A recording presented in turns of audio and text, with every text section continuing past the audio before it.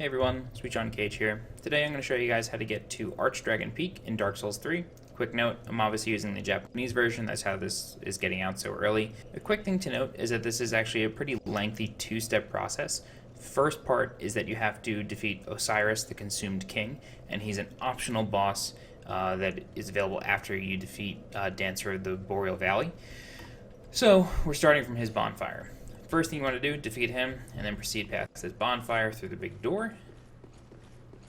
And then we're just going to go down into this cave. I'm doing this in real time, I'm just going to play as I do it, just so, there's no shortcuts, and you guys, don't get lost. Yep. Okay, and as you can see, I actually have the next area opened up. I'll make another video for that. Right here is going to be this gesture. You pick that up, it's a gesture, and it looks like this. So you want this gesture. You need this gesture, actually. So yeah. So now we're going to head back to the bonfire, and then what we're going to do is we're going to warp to the prison.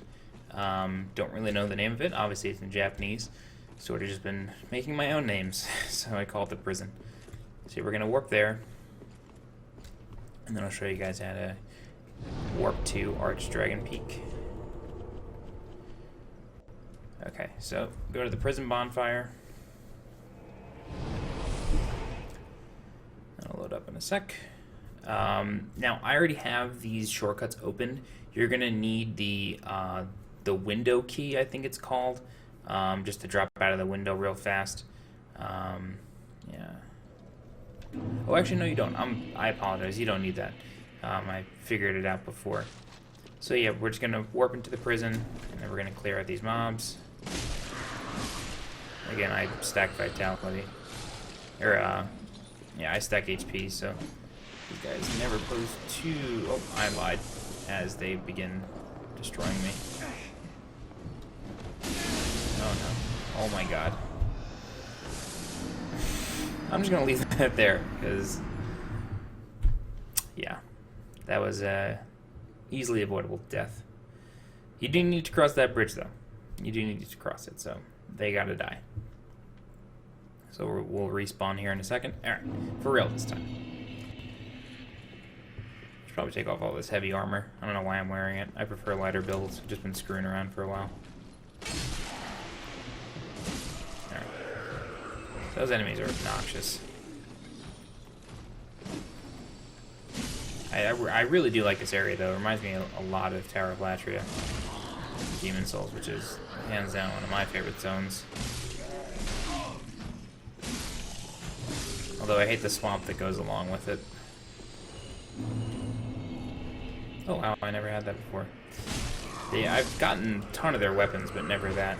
Okay, so now that we've done that, we're gonna take this path. We could just run through this room. You could probably even just drop down off the rafters. But yeah. Run, run, run. Ooh. Avoid these guys. Go through this door.